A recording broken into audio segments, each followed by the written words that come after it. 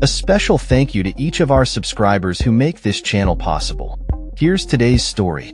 In a dramatic turn of events, the Canada Industrial Relations Board, CIRB, has ruled that the strike initiated by the union representing Air Canada's flight attendants is unlawful. This ruling comes as the union, the Canadian Union of Public Employees, CIRB, insists that their fight is far from over. The CIRB's order, made public on Monday, mandates that union leadership inform its members to cease all strike activities and return to work immediately.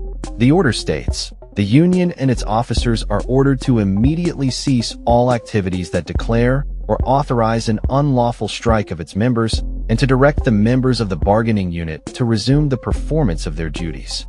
It further requires the union to provide written notice to all members by noon Eastern Time on Monday, indicating the revocation of the strike authorization. Despite this, CIRB has responded defiantly, advising its members to sit tight as they continue to fight for their rights. Air Canada has reported that approximately 500,000 flights have been canceled due to the strike, significantly impacting travelers across the country. The airline's statement comes in the wake of CIRB's announcement that they have filed a challenge in federal court against the federal government's decision to impose binding arbitration. Jobs Minister Patty Hajdu invoked Section 107 of the Canada Labour Code, requesting the CIRB to order both the airline and flight attendants back to work while imposing binding arbitration to extend the current collective agreement until a new deal is reached. Prime Minister Mark Carney expressed disappointment over the stalled negotiations, highlighting the disruption faced by hundreds of thousands of Canadians and visitors.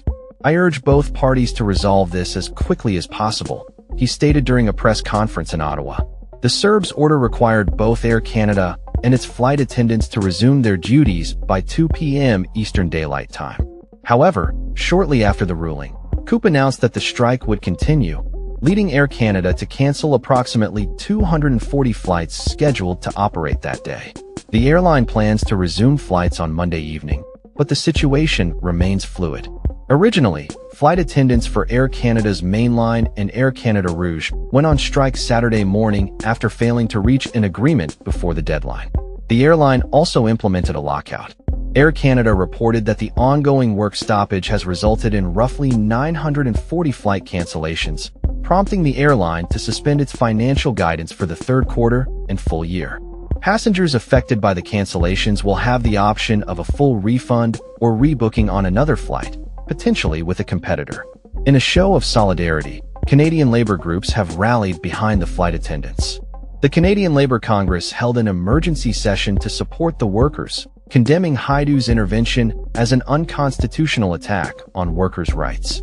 They called for the federal government to withdraw its intervention and indicated that unions are prepared to coordinate a campaign to fight back, including financial contributions to assist with legal costs. The situation at Air Canada highlights the growing tensions between labor unions and government intervention in labor disputes, raising questions about workers' rights and the future of labor negotiations in Canada. That's all for this story. We upload videos every day covering many different subjects, so hit that subscribe button to stay informed. Thanks for watching.